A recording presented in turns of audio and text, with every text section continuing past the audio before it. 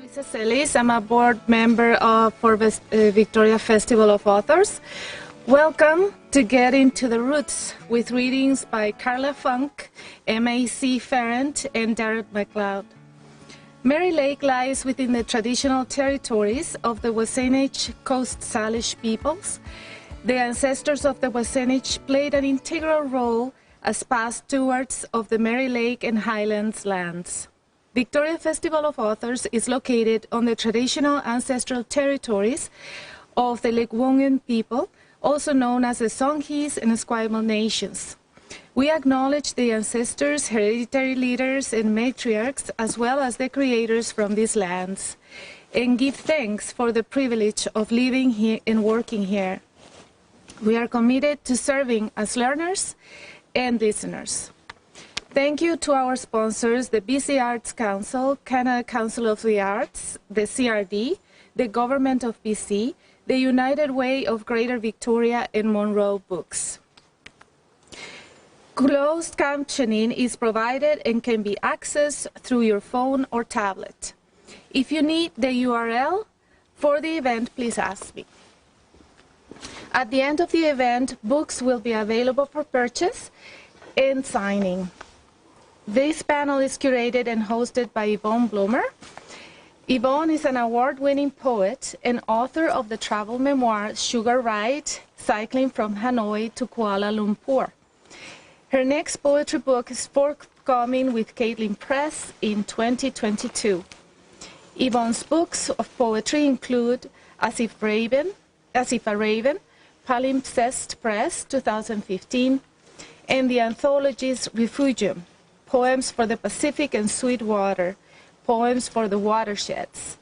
She is the past poet laureate of Victoria, BC, and lives on the traditional territories of the Wasanich, Lekwungen, Songhees, Wyoming, Esquimalt peoples for the Coast Salish Nation. Thank you, Yvonne. Thank you. Thank you, and welcome, everyone. So I'm going to tell you a little bit more about Mary Lake, and then we're going to head up North Earsman Creek Trail. And just, I was here yesterday for the poetry, and we didn't know how dry or wet it would be, but now I have a sense that the creek is running, whereas in the summer when I came, everything was bone dry, so that's kind of delightful. And part of being here, I think, is kind of letting yourself sink into the earth and take in all the sounds and scents of Mary Lake. So the Greater Victoria Greenbelt Society would like to acknowledge that this beautiful property lies within the Wasanich Coast Salish peoples, whose teachings speak of the land, the water, and the people as equal members of complex systems, an integrated entity connected through cultural traditions. The Coast Salish peoples maintained this land for thousands of years for hunting, gathering foods, medicine, relaxation, and spiritual development. So they don't believe people lived here, but they traveled here to gather food and medicines. Private ownership of the land began in 1887, and then it remained private until 2016, when the Greater Victoria Greenbelt Society purchased it. This property sits in the heart of the 13,000-year-old Millstream watershed, which starts at Jocelyn Hill in the Gowland Range and runs through this property to flow 13 kilometers to Esquimalt Harbor. It replenishes the freshwater aquifers of 4 adjacent communities. So let me introduce our 3 authors. M.A.C. Ferrand, who's over here, is the award-winning author of 17 works of fiction, memoir, and 2 plays. She has published 8 books with Talon Books, the most recent being her trio of miniature fiction, The World Afloat, The Days, and The Great Happiness. The Strange Truth About Us, a novel-length memoir, My Turquoise Years, a book of humorous essays, The Secret Lives of Litterbugs, and the stage adaptation of My Turquoise Years, which premiered at Vancouver's Arts Club Theatre in 2013. She lives in North Saanich. BC Book World has called her Canada's most acerbic and intelligent humorist. She has also been described in print on numerous occasions as the bizarro Alice Munro. One good thing, the book she's reading from today, I believe, is a delightful hybrid of creative nonfiction and memoir coming into contact with the living, exuberant, and vulnerable natural world. Written in 60 short epistolary chapters, MEC's latest offering represents a search for hope and appeasement in a rapidly changing and often perplexing society. One Good Thing is also a book of homage to garden columnist extraordinaire Helen Chestnut of the Victoria Times Colonist. So let's welcome MAC.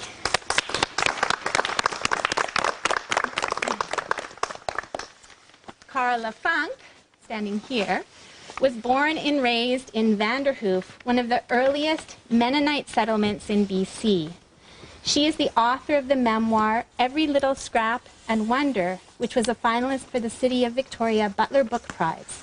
She has also written 5 books of poetry and is the former, nay, first poet laureate of the City of Victoria. Mennonite Valley Girl, her second memoir, is a funny and whip-smart memoir about a feisty young woman's quest for independence in an isolated Mennonite community.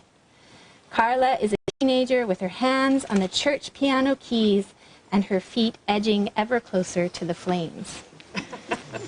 Mennonite Valley Girl picks up where childhood ends and the teen years kick into gear.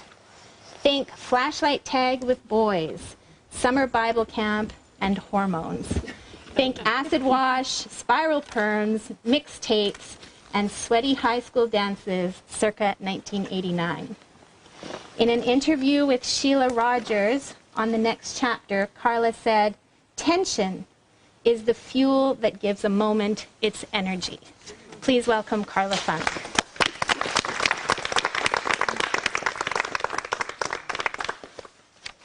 And our third reader is Daryl J Mcleod, right here.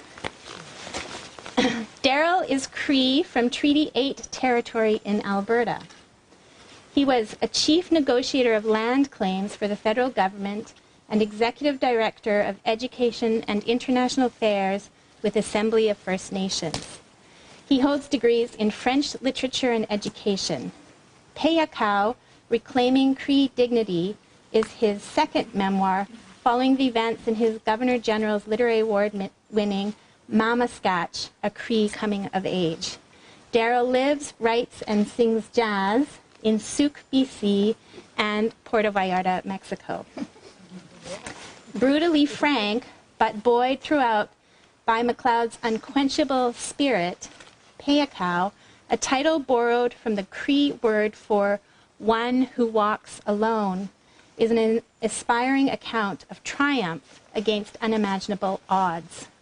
Mcleod's perspective as someone whose career path has crossed both sides of the Indigenous white chasm resonates with particular force in today's Canada. In a Quill and Choir interview, Daryl was asked, "Where are we in the prophesied 7 generations of suffering?" Mcleod says, "We're getting past it. We're getting into the 7th generation now. I genuinely think Indigenous young people are going to change the world." Please welcome Deb.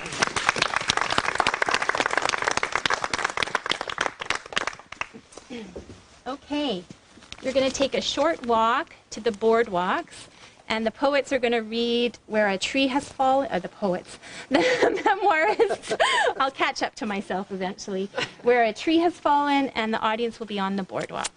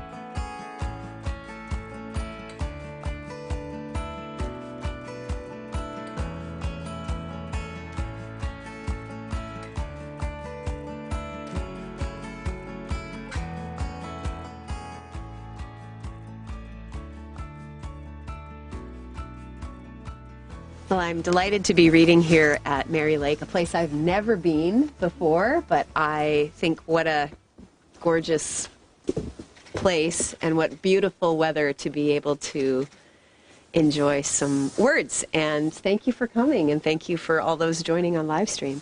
I'm going to read the opening. I'm going to read two excerpts right now, but I'll read the opening for this memoir, which, as Yvonne mentioned, picks up right where the childhood memoir lets off. And when asked by the publisher, what would you write next, I just very unoriginally said, teenage years, because that comes next. And once I got into the book and started thinking about it, the horrors and excitement of adolescence came rushing back. But this opening piece just sets the tone, and if I could want anything for you, I would want you to go back to your own threshold existence, tipping right out of childhood into those teenage years, but hovering right on that threshold. This is the opening excerpt from Flashlight Tag. As soon as the summer sky deepened into dusk, we huddled in a circle and set the rules for the night. From the far side of the yard to where the driveway met the asphalt, from the pig pen to the tree fort, but not beyond the lagoon, and only to the tree line, our boundaries fell into place, marking out the limits for our game. Home base was where we started, gathered to the garage light's glow. On a patch of gravel flanked by flower beds we stood, my brother and a straggle of boys from down the road, and me and the girls from the house next door. Above our heads, a wind chime silvered the air, and around our ankles, the cat wove and wound its tail. "Who's going to be it?" my brother said. No one volunteered, so we made our fists and held them to the center of our circle, ready for the choosing. 1 potato, 2 potato. Or eeny, meeny, miny, mo. Or engine number 9 going down to Chicago line, which the boys seemed to like best because it threatened with a train going off the tracks. The one who spoke the rhyme counted off the words until a final fist was landed on, and an it was picked. It, a snitch of a word, held everything we didn't know but wanted to. In a single syllable, all the hidden secrets of the universe distilled, and our future knowledge waited to be found. Did you see it? Did you hear about it? She did it. He did it. They did it. It's true. It was the nutshell of our innocence and our hunger for experience. It named the shape of darkness, but not what cast the shadow. "You're it," my brother said. He handed me the flashlight, which was the only consolation. The one who held the light held power. To sweep the beam across a blackened panorama and find a flicker in the trees, an eyeball's shine, the neon of a shoelace, or the glint of metal bracing someone's smile. That was the mission. I shut my eyes and started counting to 100, calling the numbers with a breath between each one. 2, 3, 4, giving time for everyone to scatter. Though we were old enough to stay awake past dark, past when our parents went to sleep, we turned into children all over again as soon as the game began. Hollering, running through the trees, wielding sticks by moonlight, yelling curses at each other, laughing across the acres. We could have been kids with our t-shirts whipped off, barefoot, flying wild. But now we ran with a different voltage humming in our blood, a current that sizzled in the company of other bodies. The boys were fleet and lean, all muscle and energy. They launched up trees and laddered the branches to enviable heights, while we girls stayed lower to the ground, taught to be careful in our climbing. "Ready or not, here I come," I called into the night. I flicked on the flashlight. When I was a child, the whole earth was filled with glory. Even a slug sluicing a path of slime across the greenhouse glass was a marvel to behold. The how and why of awe and curiosity fueled my thinking. I looked at the sky and wanted to know the names of what shone in it. I crouched to the dirt and studied weeds. I plucked the delicate tubes from the stalks of Indian paintbrush, sucked the nectars from their tips, and tasted the candy of what grew wild in my own backyard. But as the body grows up farther from the ground, so the shadow lengthens. Wonder, with its soft underbelly, retreats. It goes into hiding, hushes in the dark, until the faith of childhood sounds more like a scoff than a song. The light-filled eye that scanned the dust for gold turns inward, heats up. The body, that original house of wonder, warps and swells, holding what waits to be revealed. And I'll just skip ahead and read an excerpt from a chapter that goes ahead a few years, but gives you an idea of this little town in which I grew up. And think summertime before you're old enough to drive a car, and you're not old enough yet to have a job, and so you're in that in-between space of wandering bored through summer. I don't know if that conjures back to you, but that's where we'll find this. And I mention one of my high school friends, a new friend named Cindy, so she appears in here. Small town limits. Only 2 weeks into summer break, and we were bored. The spring flood had long receded, leaving the river lazy and low enough to walk some sections only waist deep. When the heat peaked, people floated 3 hours down current on truck tire inner tubes, all the way from the Stewart Lake Highway Bridge, the new bridge, to the old bridge that connected to Burrard Avenue, the main drag. But Cindy and I had no way of getting to the new bridge, and no tubes for the floating, so instead we stood down at the shore of the Nechako, dragging sticks in the water, talking about how lame our small town was, and trying to figure out what might happen next. "We could go sit on the hospital hill," said Cindy, "with paper bags on our head, and then, I don't know, wave at people who drive by or something." She had tried the paper bag thing last summer, she told me, and from what she could see through the cutout eye holes, drivers did double takes. Some had even honked. Above us, vehicles rumbled over the wooden bridge that spanned the river, alternating directions as the traffic light shifted, red to green, north to south. We'd planned to walk the mile into town from Cindy's house in the Vanderview neighborhood, but neither of us had money to burn, and the new 17 and Sassy magazines wouldn't be on the drugstore rack for at least another week. "We could chuck stuff at cars," I said, mostly joking, but then curious about what that might look like. From there, our talk went the way it always did, fanning out into hypothetical vandalism, minor crimes and consequences. From the "what if" to "and then," we built the story, riffing on each other's ideas until in our mind's eyes we had already tossed the fist-sized rock at some dude's lift-kitted 4x4, cracked his side window to smithereens, caused the guy to swerve, smash through the bridge deck, and crash into the river below.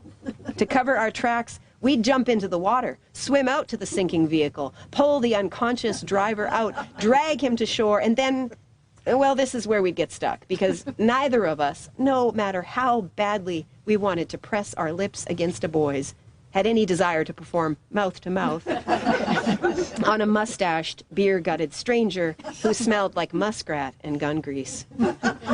What we wanted, beyond that kiss from an actual boy, was for something interesting to take shape. I had the rising sense that nothing ever really happened in our part of the world, and nothing would. Nothing could. Our town was too small, too redneck, and so far the rumor that we were getting a 7-Eleven had just been that, a rumor. All we had was the Vanderhoof International Air Show, the Nechako Valley Agricultural Exhibition and Bullarama Dance, the Hooterville Hoot Classic Car Show, and a sign that welcomed visitors to Vanderhoof, the geographical center of BC.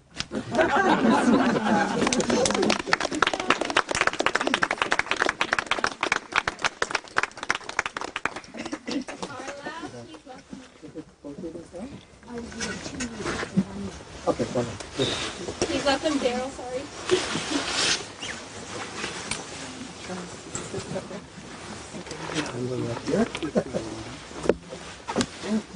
It's all right. Yeah, exactly. Can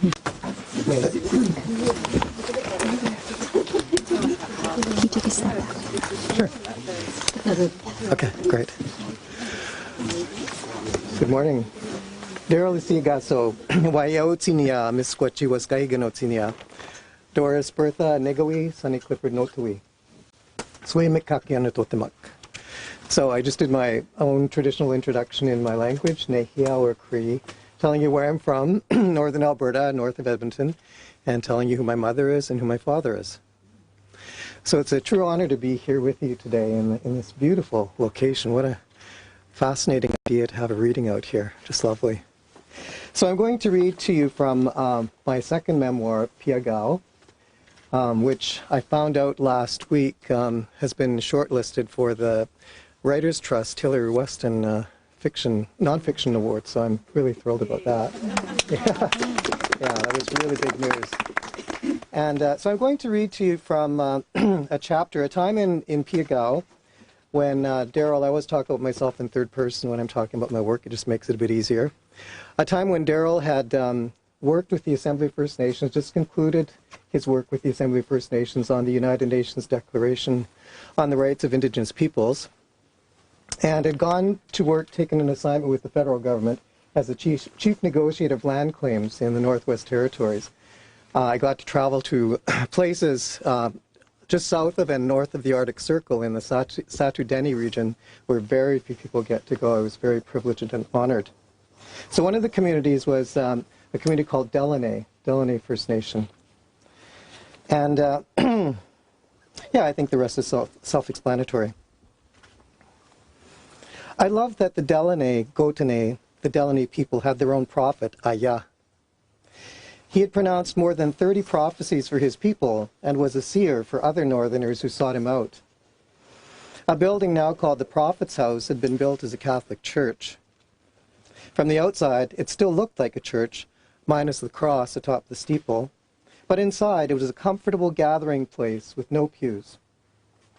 Front and center, where one would have expected to see a crucifix, hung an enlarged photo of the prophet Aya. The Delaney Gotney had managed to decolonize their belief system and worldview.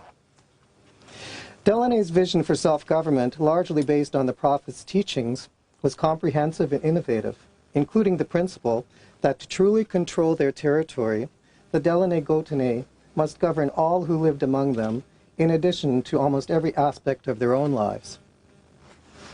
But while the Sati Deni were gentle, kind, and conciliatory people, the white consultants they hired as advisors, lawyers, and negotiators were often combative, complicit with each other in their disdain for government.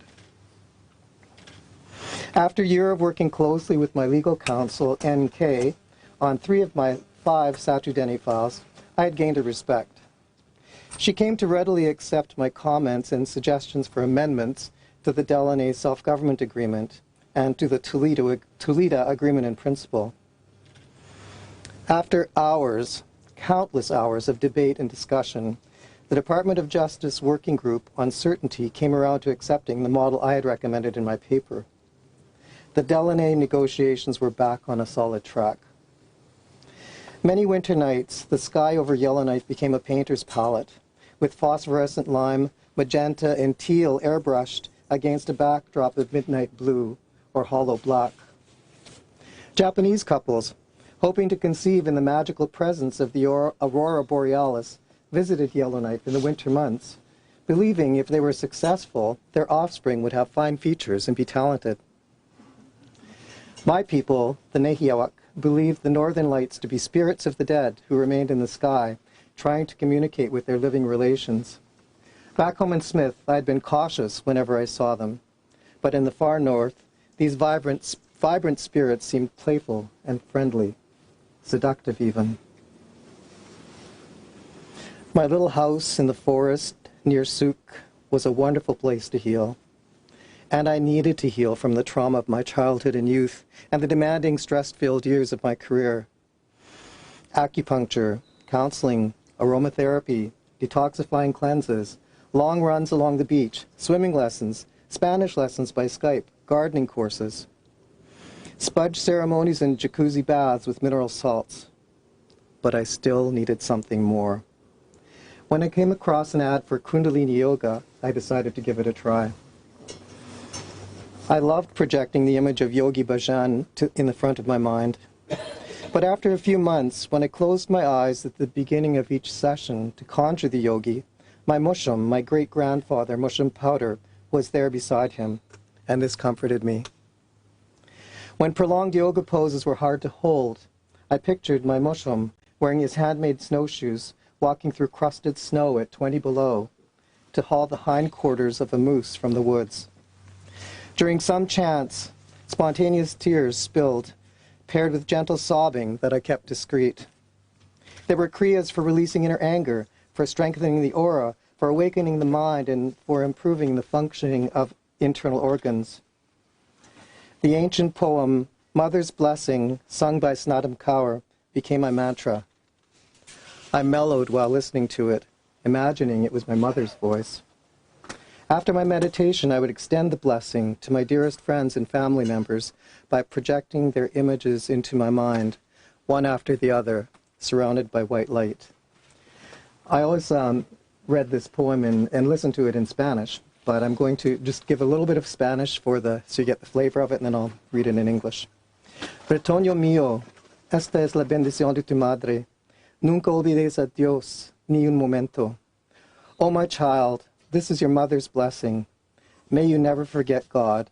I read Mushum and Universe, even for a moment. Adorando por siempre al Señor del Universo, worshipping forever the Lord of the universe. Remembering God, all mistakes are washed away. All our ancestors are redeemed and saved. May love be yours and your desires fulfilled. May you never be worn by worry. Let this mind of yours be the bumblebee, and let the lotus feet of God be the flower, like the sparrowhawk that finds a raindrop and flourishes. And that's it. Thank you. You're welcome. We are going to walk on. Like the sound of that. We're going to walk on. Kind of rhymes with rock on.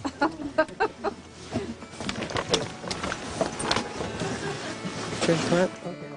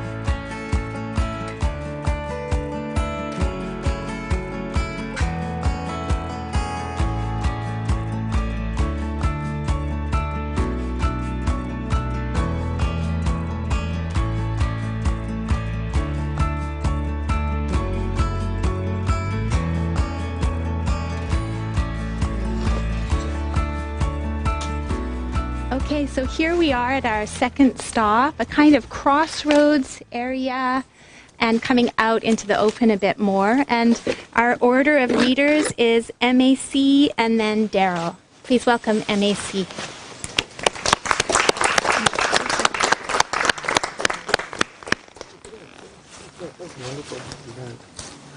So good to see you. Thank you. I don't know who's first. Oh, no. Up here. Yes. You're reading? Oh, first. Okay. Who's on first? I originally had Daryl first, but I was like, but he just read. That seems unfair. Yeah, okay. Well, good morning, everyone. It's wonderful to be here. It really, really is. And I was delighted, Yvonne, when you mentioned skunk cabbage and slugs, because that's the first reading I'm going to give. One good thing is written as 64 letters to gardening columnist Helen Chestnut, who, thank God, gave her permission for me to use her name and her columns as a platform in the way that I have. And it came about basically being overwhelmed with the world as it was at the time. This is even before the pandemic. The news and climate change and climate emergency, all of that, and how to live in the world with all this added stress. So I found a great deal of what Helen wrote about calm abidance very useful. So this piece is called Slug Death, and I'll try to read slow for the closed captioning. Here's another dream, gardening dream, Helen. It's about the lethal insecticide Corey's slug and snail death, commonly called snail death, a product from the middle of the last century that was meant to stop slugs and snails from eating infant vegetable plants. You might remember it. I'm not sure if it's still on the market because it killed a lot of other things besides slugs and snails, birds, raccoons, pets, and people became alarmed and stopped using it. In the dream, I'd found an heirloom package of slug death in the tank of our toilet. It was secured inside a taped metal box. I thought Terry, my husband, had hidden it as my Christmas present. And I became excited. This feeling quickly changed to one of shame when I discovered that what was in the tin, and realized I'd hidden it there myself. Why would I do such a thing? Since I have never used slug death and have banned all poison from our yard for decades. But soon it became obvious to me that the dream wasn't interested in my virtuousness, or my outrage at being falsely accused, or my terror of harming a child or a pet or anyone else with a lethal product. The dream was about revisiting childhood, and slug death was the portal. Because there was my Uncle Ernie kneeling at the side of our house at Cordova Bay during a windstorm. He was holding a box of slug death in his gloved hand and sprinkling the contents, a white powder like crematorium ash, around a row of marigolds, and then among a bed of purple petunias. The powder was flying about because of the wind, and Ernie was hollering at me to stay back. For God's sakes, don't you have any sense? This happened during the era which has since become famous for having a special kind of dumbness. It was the time of career housewives and John Cheever husbands, that is to say, of angry, overworked, heavy drinkers who traveled long distances to their jobs as salesmen, executive, and tradesmen. It was also the time of painting with lead, smoking a cigarette after sex, having one for the road, before leaving a party, and using lethal chemicals around the house is a matter of course. I'm thinking of the Raid we sprayed on wood bugs in the bedrooms and flies in the kitchen. Actually, Elsie, my aunt who was raising me, used it everywhere, like air freshener. Oddly, this has become a fond memory of home. As a roaming girl, I loved the smell of skunk cabbage in the spring. It had a sharp, sweet odor similar to that of Raid. The skunk cabbages grew in the shaded creeks of the forest where my friends and I played, and they were exotic compared with the usual scrub of salal bushes and English ivy and the fir and cedar trees that were about. 1 or 2 feet tall at maturity, the cabbages had bright yellow leaves, inside leaves, and encircling outer leaves that were dark green and waxy. They were like nothing else in the forest. There were often fat banana slugs on the sloping banks near the skunk cabbages, which for some reason gave me a tender feeling when I saw them, perhaps because, blob-like and without bones, they looked so vulnerable, like exposed internal organs. About 5 inches in length, the slugs were a dull yellow color with black blotches over their backs. They had 2 swiveling tentacles and traveled on their own excreted slime, which was a fascinating thing to know. My affection for banana slugs was confirmed years later after reading the prose poem With Sincerest Regrets by the American poet Russell Edson. The poem begins, "Like a monstrous snail, a toilet slides into a living room on a track of wet, demanding to be loved." In the present era, which has its own deadly dumbness, there are still frightening stories about the use of slug poison. I can barely mention the one about a 19-year-old Australian boy who in 2010 ate a slug on a dare. The slug was infested with rat lugworm, and the boy became an instant paraplegic, dying 8 years later. Add eating slugs to all the other stupid things 19-year-old boys will do. The list includes diving into empty swimming pools, climbing cable towers while blind drunk, driving cars while semi-conscious, hurling themselves off cliffs into lakes and breaking necks and backs, poking eyes out while horsing around, and taking LSD alone in a forest at night and drowning in a puddle. This happened to the brother of a high school friend. Keeping my kids alive during their teenage years was the hardest work I have ever done. About the small garden slugs that terrorize home gardens, I've learned there are safe and natural ways to eliminate them. But as with all such remedies, time and effort are required. You can, as a practice of mindfulness, pick them off at dawn or dusk and drop them into a pail of water where they drown. You do this calmly, 1 slug at a time during your out-breath. Or you can put saucers filled with beer in various places around the garden, because slugs are fond of beer. During the night, they will congregate at the saucers and drink and drink. It's like they're hanging out at a notorious mollusk tavern. Death by alcohol poisoning soon follows.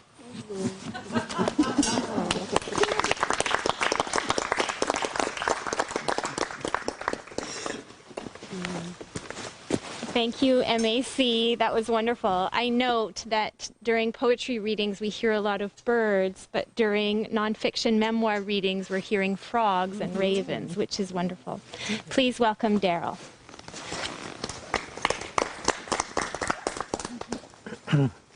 Thank you so much. Hi. It was a wonderful reading. Let me see. Thank you. I'm going to read now from a chapter of the book, the last chapter called Kachigamis, which means great water. And it was the eve, this chapter is based on two dreams that both happened on the eve of a milestone birthday. I was about to turn 60 years old, and I was a bit sad because just the way things worked out, I knew I was going to be spending my 60th birthday by myself. But two powerful dreams sort of changed that a bit. Kichigamis. A birthday party with moose nose and kakiwak instead of cake. Imagine. But everyone was cheery, on the edge of laughter. Mother and I were ecstatic we could all be together for my birthday and in a foreign place for everyone but me, the West Coast, where trees were so hefty it took the outstretched arms of at least two people to hug an average-sized trunk, and the lowest branches extended 30 or 40 feet. Each of those bottom branches was as big as any tree might be in the forest of northern Alberta, where we were from. Here we were, gathered at my little cabin in acreage, 4 of my 6 siblings and their children, Mother, her 8 brothers and sisters and their mini tribe of kids, Auntie Margaret and Uncle Pat with 15, Uncle Jack and Auntie Agnes with 11, Auntie Rosie and Uncle Charlie with the same, and Uncle Tiny and his wife and 3 children. Uncle Danny came, he was now Auntie Diane, sat alone in the emerald green armchair in a black miniskirt, legs crossed and hands in a near clasp in her lap. Presiding it over all, in their self-deprecating way, were Mushum Powder and Kukum Philomen. Mushum's face, long and slender with a thick gray mustache, and Kukum, my grandmother, the opposite, round and smooth face with a dark brown complexion and time and tension. They were seated by the picture window, across from each other at my bulky and rustic dining table, sipping peppermint tea. All of us were mesmerized by the movement of the Kachigamis, the Sailor Sea, or the Strait of Juan de Fuca, an arm of the Pacific, that on this day glimmered and shifted more than ever, reflecting the azure sky and competing for attention with the snow-capped Olympic mountains just beyond. Would we see whales, the pod of orcas that lived nearby? Many people remarked on the abstract portrait hanging in the hallway, painted by our distant cousin George Littlechild. When I told them it was of me, they were surprised. Ha, your nose isn't hooked like that, it's wider and flatter. Your hair was long and black then, like charcoal.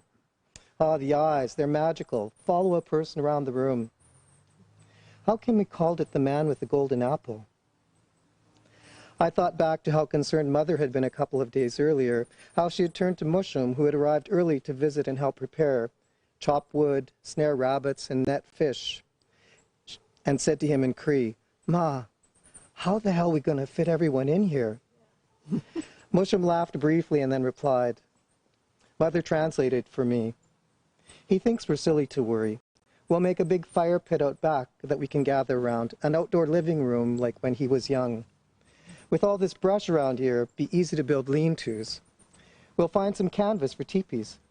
He says to tell them all to bring sleeping bags or blankets, and maybe we could even borrow some teepees from the local Nehiawak." Something else had occurred to her this morning. Mother went over to Mushum and extended a hand up as she spoke. Mushum, understood what she said. She was clear. Nehiawak called some of the tribes here on the coast flatheads because of their tradition of shaping the heads of babies of high-ranking family members to be more oval. And they don't have teepees. They have longhouses, live in family groups, and have winter dances for ceremonies. Tapwechi, Kokum Philomen answered him. Napakstagwana, those with flatheads, would love to meet some of them, trade moose meat for salmon. The three of them went on to talk about how the local people must have lived. I understood enough keywords to know they were pondering whether people used horses, bows and arrows, or boats and spears when hunting and fishing. What animals did they hunt? Mushum wondered aloud. And what about their maskigi wapoi, medicine or tea, and their ceremonies? Were their ceremonies only in winter? Ours were in the summer, sweat lodge and sun dance. Did they make kakiwak, dry meat? There were stories back home that some of the coastal tribes ate the flesh of their enemies, and Musham was sure those here must have heard that our people at times ate dog meat, squirrel, and beaver. I had so much to tell him. I wanted to discuss the Vancouver Island tribes I had come to know, the Nuchanot, the Kwangan, and the Kwakwakiwak, their food, cultures, and tradition. I knew Musham was fascinated by the Zunakwa, or wild woman of the woods mask hanging above my fireplace, and the other masks, drums, and paintings in the house. But I didn't want to overwhelm Mother or my uncles with having to translate so much at once. There would be time. They must have good medicines, Musham guessed. Musham and I moved to the adjoining family room and sat so close on my oxblood, green and white plaid couch that our legs and shoulders touched. We didn't say a word as we watched the flames frolicking in the river stone hearth. His familiar smell comforted me. It was different than that of the old white men I had worked with in the extended care unit at the Vancouver General. Musham had a gentle smoky odor of pipe tobacco and tiger balm. My grown-up nephews also had that smell, that manly smell that all of my uncles had. A few kids had gathered by the picture windows to point at something outside. A large doe and 2 fawns were nibbling on the gooseberries I had planned to pick the day before. Then they pointed down the driveway where 2 women had opened the wide metal gate. My older sisters, Trina and Debbie, were coming up the driveway, hand in hand like when they were little, except that my sister Trina had been my brother Greg then. I didn't think I would ever see the 2 of them getting along like this, not in my lifetime. But here they were, arriving together. I was so used to playing mediator between Debbie and Greg. What would I do now? And Diane would be so happy to see Trina. They had been inseparable as kids. Auntie Margaret took charge of the fires in the front room and in the TV room and outside. She got her oldest boys to chop wood and make kindling. My cousins, Marianne, Chigik, Lappy, and Lady, were already hard at work in my large kitchen with its bright white cupboards and gray ceramic floor, baking bannock and cutting up the mosoyas, moose meat, onions, potatoes, and carrots to make a huge pot of stew. I admired their beautiful brown complexions, wishing I was as dark. But my father had Scottish and French blood as well as Cree. Uncle Jack's boys, Dennis and Max, were in the forest helping my brother Travis to set up teepees for the women and build lean-tos for the men. There was bear scat around, so Musham told them and all the other men to pee outside on the edge of what would become our encampment to delineate our area. Bears are sacred in our animal guide. We're blessed to have them nearby. When Musham overheard a few of the boys talking about teepee creeping at night, he told Uncle Jack to remind them that all these girls and women were their aunties or cousins, so they better keep that energy for another time. If they wanted to play amongst themselves, that was their business. The young guys laughed and said it was easy for an old man to say that. Uncle Jack was halfway through translating the last bit for Musham before he realized what he was saying. Musham laughed and said in Cree, "Tell them if they reach my age and still wake up with a throbbing heart on, they'll be lucky. Even the old guys who can't do it think about it and wish they could." Musham laughed again, so heartily it caught on like wildfire. Soon we were all laughing, and some cousins went up to Musham to shake his hand and slap his back. Back at the house, my nephew Joseph had some reggae music blasting, Bobby McFerrin singing, "Don't Worry, Be Happy." Musham whistled along with the opening and shuffled his feet to the beat, the way he would in a tea dance. Tap one foot slightly, slide it around in front of the other, then shuffle the back foot forward and tap it too. Repeat. Halfway into the song, he asked Mother what the words meant. Then he laughed. "Tap way, Chief." Then he laughed some more before saying something in Cree to Kukum Philomen. She laughed too.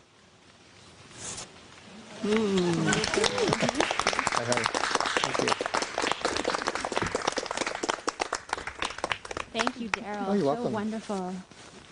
Wonderful, these readings. How's everyone doing? Great. So we have an optional side track. To the right here goes up to the waterfall, but as a group we're going to continue that way. Would anyone like to take a short trek up to the waterfall? Yeah? Okay, I will stay here, and it's only probably 5 minutes, and we can chat and stretch out a bit, and then we'll carry on. So go for it.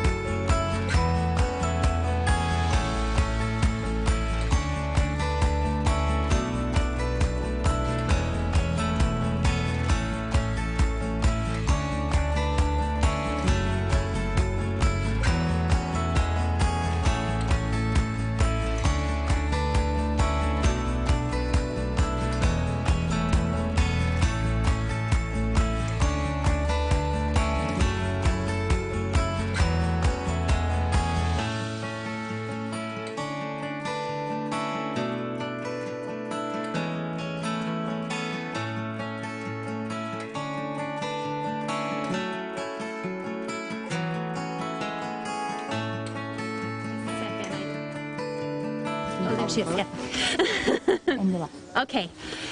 Hello, everyone.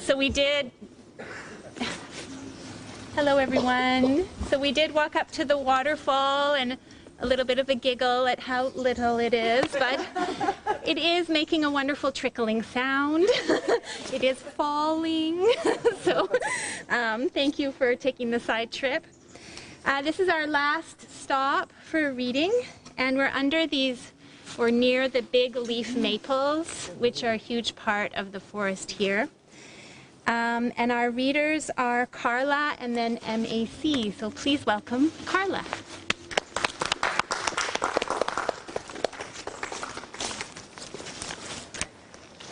I'm going to read a couple excerpts again from two different chapters to forward by a few years into the era where suddenly the vehicle becomes a very important thing. If any of you grew up in a small town, you'll know that having a vehicle, having access to a vehicle, not just a bicycle, and this would have been like late 1980s. It was very important. It was power. It was currency. So this opening bit is just to set that tone of the atmosphere in a small town in the middle of this province, and the power that comes with having access to fast movement. This is called Drive. In the school parking lot, they gathered in conference. Young men practicing for future parking lots, like the truck stop cafe, or the tire shop, or gas station. They surrounded a chosen vehicle, a car or pickup belonging to one of them, and kicked the tires, then moved toward the hood, which the driver cocked. They craned over the engine, leaned in to touch cables, rattle a few parts, then stood back with their hands in their pockets or their arms crossed over their chests.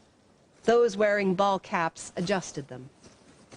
Jesse stood on the back bumper and jumped up and down to get Clint's beater Chev bouncing. Then Norm or Ed or one of the other rebel Mennonite guys would let fly an insult, and the gang would laugh, and Jesse would punch Ed in the arm, and they'd start their mock scrapping, horsing around in a way that drew an audience. The jocks shooting hoops in the gym paused their free throws to stand in the open double doors. The skaters carved over on their boards. Girls leaning on the fence and sipping their cans of Diet Coke turned from their gossip. We all turned to watch. Bodies locked together, a grappling of sweat and muscle in high-top sneakers and faded denim, until one pulled away, ran his hand through his hair to smooth it back into place, his eyes darting toward the girls and then to the motor, the wheel rims, the horsepower, and the laughter of the other boys. Guys who'd graduated the year before drove past the school on the lunch hour, slowing to a crawl as they eyed the girls on the sidewalk or huddled in gossip. My brother's friend dubbed it the panty parade, as in, if you're free at noon, let's go do the panty parade. That squeal of rubber on the asphalt as the Chev or Dodge or Ford cranked the corner at the stop sign was like a buck's snort and grunt in rutting season, a call meant to lure a mate. I rolled my eyes along with my friends, Soupy and Cindy. Pervs, we said, pretending that we didn't want to be the girls for whom they slowed, then revved, then popped the exhaust. The tailpipe's gunshot crack made me jump and my pulse quicken. I couldn't help but crane to see who was in the driver's seat, to see if he was cute, if his hair was something other than a mullet, if his upper lip was free of that stubbled smudge of a mustache that seemed to be a badge of manhood, to see if there was already a girl sidled over on the bench seat, tucked against him like an extension of his body, or an accessory for his truck, like the fuzzy dice hanging from the rear view mirror, or the gun rack over the rear window, or maybe even the gun. And I'll forward ahead a little bit. This will give you a firm, this excerpt will give you a firm idea of the culture for at least females in my cohort and in that era. We spent hours doing these ridiculous quizzes in the backs of teen girl magazines. find out who you are, what your fashion sense is. And they were all so trite and ridiculous, but we did them. We spent hours, A, B, and then tallying our response to figure out, were we worth much? Who were we? Where were we going? So this takes the form of that quiz, and it's called, Is This Love? A Quiz. Take every lyric, every poem, proverb, and cliche. Take the plotline of every paperback teen romance. Variations on a theme in which small-town Juliet moves to ritzy Manhattan and meets Craig or Chad or Rick at an upscale athletics club and worries she won't win his heart because she's just not the champion tennis player that the wealthy, glamorous Cassandra is, and Craig, Chad, Rick likes winners best, and how will Juliet win the biggest prize of all? His heart. Take Flashdance, Footloose, Top Gun, and Pretty Woman, all the love scenes in your VHS rental repertoire. Take everything you know of love and lay it out. The way your dad, before he builds a fence, lays tools on the workbench. The way your mother lines up scissors, pins, needle, thread before she starts to stitch. Love is modern, endless, here to stay, can't be hurried, can't be faked. It can, however, be crazy, shaken, stolen, or made, can be given a bad name. Love stinks, love bites, oh, love that will not let me go. In every hymn, love haunts with thorns and blood. Love's patient. Love is kind. It does not envy, does not boast. Love's a shack, a freeway, a warm puppy, a battlefield, and it's in the air tonight. Onto the stereo's turntable, you slide the 45 and let Whitney Houston sing your burning question. You crank the volume and sidestep to the clap, clap, clap of the pop dance beat, imagining as you close your eyes that another body grooves in sync with you. How will you know when it's love, true love? 1. In socials class, the boy whose hockey jacket all the grade 9 girls are vying to wear passes you a note. You wait until recess to read it, until you're alone in the bathroom stall where you unfold it, fingers trembling, and see the message he has written, a message that tells you, A, his favorite band, Metallica, his favorite movie, Rambo 3, his favorite player in the NBA, Michael Jordan rocks. B, he's been watching you and really likes your hair. C, he's having a party Friday night and you can come. Just bring your own stash and whatever else you like. Hint, hint, cartoon eye wink, and a doodle of a thick-lipped girl smoking a fat cigarette. A girl who looks like you but whose name is scrawled as Mary Jane. D, he spells love in lowercase, L-U-V, and prints his name like a child. 2, there's a new boy in town for the summer who has all the girls talking. When you meet him at the lake, you pretend you've only vaguely heard of him and that you don't really notice his lean, tanned torso as he lounges near you on the sand, then asks to share your towel.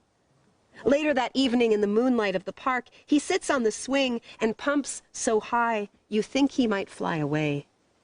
As the chains slacken and slam, you stand beneath him, uncertain of his muscular hum, his eager hands, and why he's chosen you. Higher and higher he swings, and through the darkness says, A, do you want to be my girlfriend? B, I think you're my soulmate. C, I'm so horny right now. D, how do you spell your name? 3, and after he has scraped himself against you in a way that makes you think of Patrick Swayze, of Baby, of all those dirty dancers, and also, weirdly, of your Cocker Spaniel locked in the garage and waiting in heat for the stud, after he has left you in the flash of his mother's rearview mirror, motoring east and away from summer's sweat and sun, you find out, A, you were not, these last few weeks, his only soulmate. B, sucker, is another word for soulmate. C, soulmate is the kind of thing a boy will learn to say when his brain is damaged from sniffing too many paint fumes and he cannot think beyond cliché. D, Cocker Spaniels, though adorable as puppies, are not the smartest breed. 4, the Swiss exchange student who plays trumpet and speaks 5 languages and smokes coolly in the school's snowy courtyard asks if you like jazz. And though you know nothing of the genre, you say, totally, absolutely, it's my favorite kind of music. That night, you shift the radio tuner to CBC, and on the blue shag carpet of your bedroom, listen to what sounds like a wounded animal crawling back and forth across the piano keys, like a dying swan, like engine trouble. Still, for the Swiss trumpeter, you join the Columbia House Record Club and order all the jazz cassettes in the catalog. When the Swiss boy walks past your locker, you flash a copy of Tutu, your newest Miles Davis tape. And when he moves in closer, next thing you know, you're playing piano with him in the jazz ensemble, your hands clueless to the sudden, unpredictable chord changes. Everything you studied of Bach and Beethoven, now diminished and dissonant, swinging from the minor 7th to the 8th, syncopating, augmenting, blowing changes in broken time. But the trumpet solos keep you at the keys. After take 5, after he leans on the piano and blows the spit from his valves, he squints at you in a way that makes you hopeful. And he asks, A, can you feel what jazz is now? B, do you want to sometime practice together, the two of us? C, this weekend, what are your plans? D, are you, what is that called here? An albino? Anyway, I'll leave it at that. Thank you.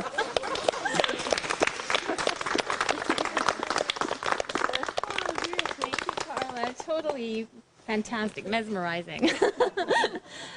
Please welcome MAC.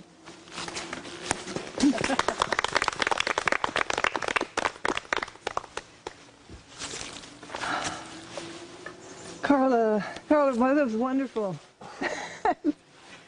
Oh, touched so many memories.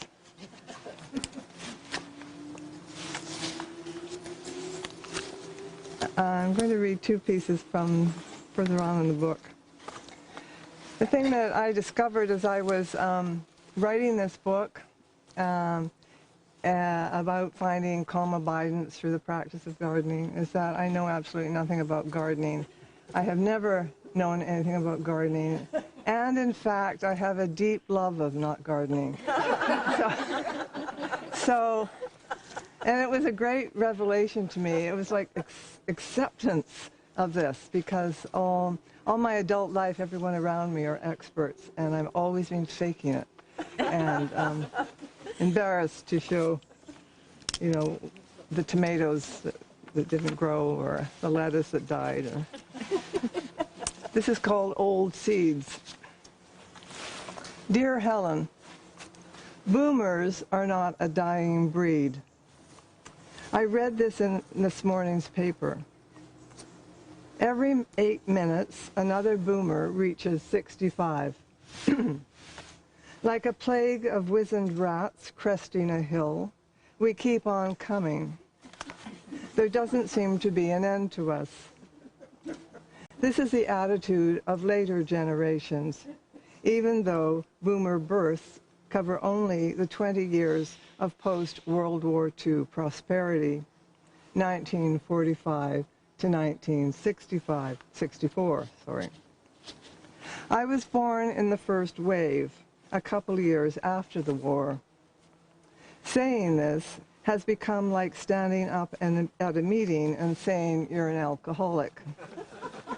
Except there is no 12-step program I can join to make amends for the fact that my generation got everything: education, jobs, houses, general practitioners, fresh air, toys, trips, leisure, and often peace. The article about boomers was in the business section. It highlighted the continued importance of boomers because they bought 41% of the snacks and 46% of the candy in the 52 weeks ending in April of last year. They are single-handedly keeping the economy afloat, the article said.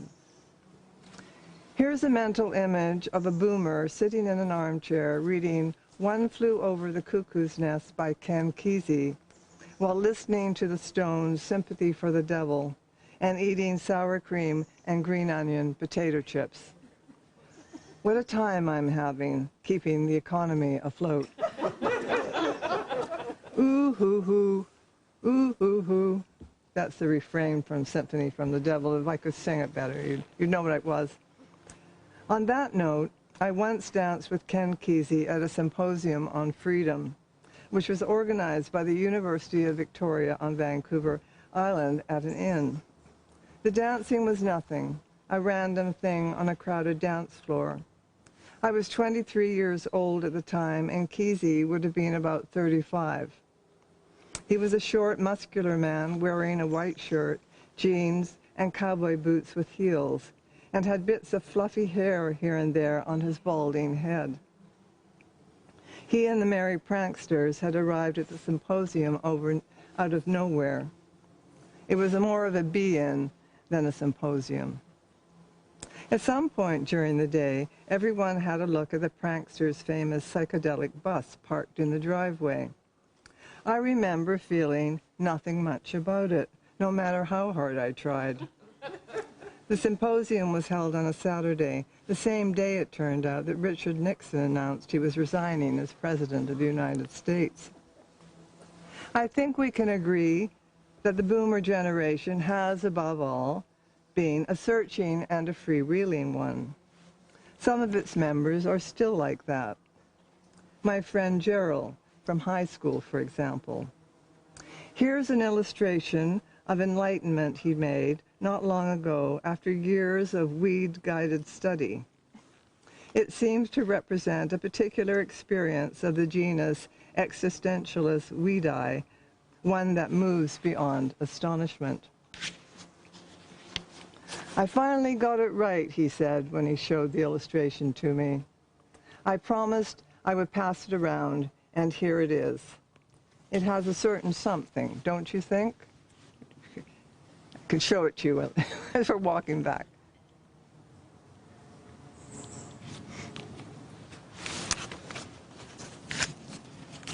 And the last piece I'll read is called Operetta Act One.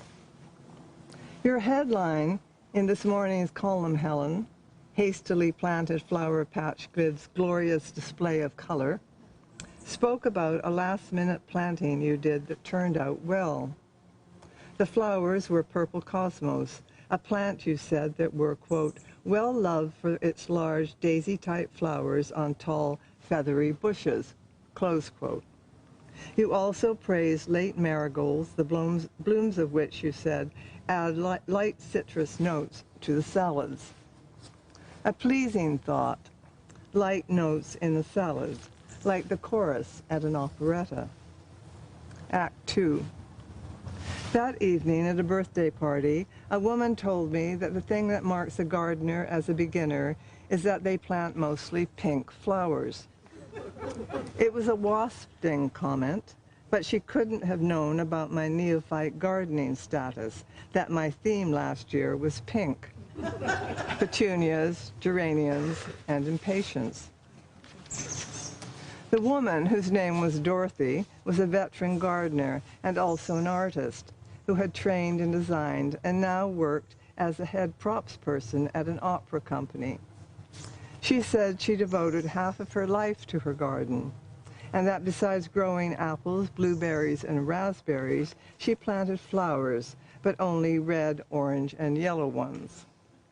This was because her house, she said, was painted red, orange, yellow, and blue, and the flowers matched.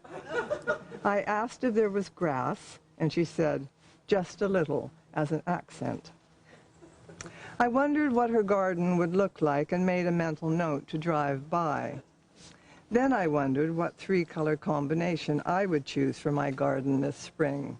Not pink, not anymore, though I like pink. But I also like white flowers, so that's useful. Over the winter, I could start solving the puzzle of choosing. It would be an absorbing task and give me something to think about other than, should I buy survival backpacks for the kids to carry in the trunks of their cars? This has been on my mind a lot. Act 3. Hours later, I had a private gardening consultation with Dorothy. This happened in a dream. She appeared as a clairvoyant offering advice from inside a tent. Her appearance was the same as at the party, as a small 60s woman in brown pants and flowered top, except that instead of short spiky hair, she had long braids affixed at the end with pink plastic bows, her only eccentricity. The consultation cost $20. "Why are you here?" she asked. "I want my garden to be filled with tall, feathery bushes," I said. "In time, perhaps, not now," she said. "Why not?" "Because you are a beginner. Plant light notes in the garden, flowers that are pink. They're the mark of a beginning gardener. Why not celebrate what you are?" "But I want this year's colors to be blue and white," I said. "Surely blue and white is the mark of a sophomore. Can't I be a sophomore? I want forget-me-nots and white cosmos. The theme will be mortal existence." "The theme is always mortal existence," she said. "But dear, after years, after 4 decades, you are still a beginner gardener. You will never become a master.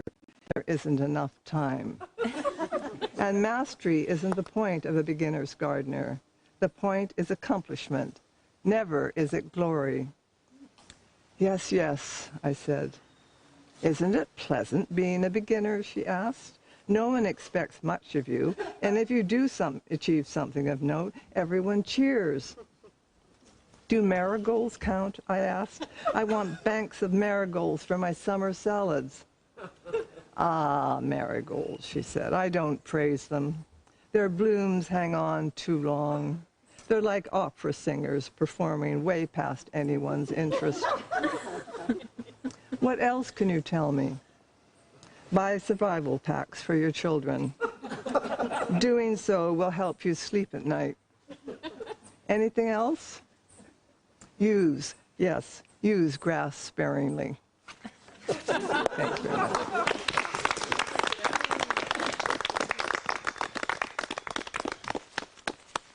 A rich array of readings and laughter today. Thank you so much, Marion. So, one more stop. Follow me.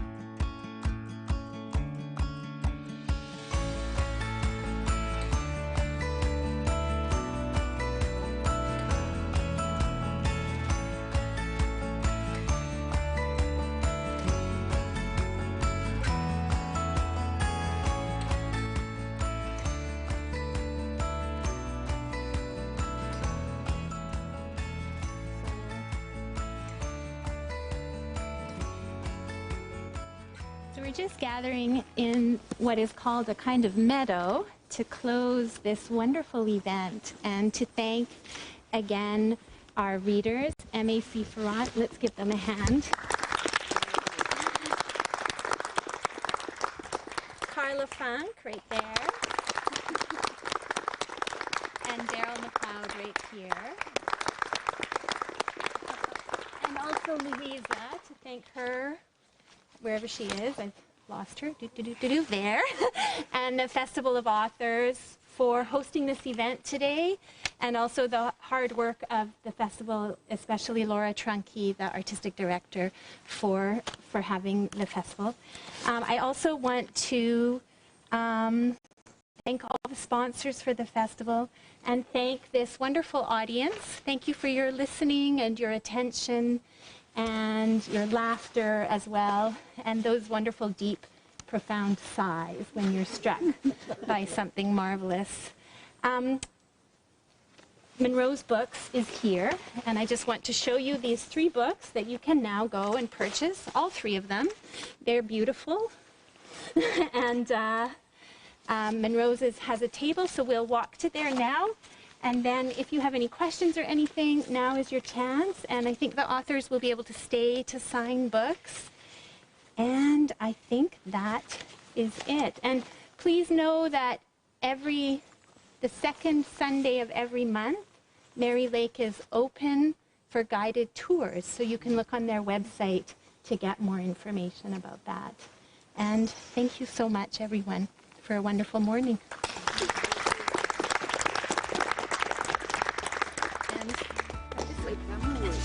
And thank you to the camera crew as well, of course. Yes.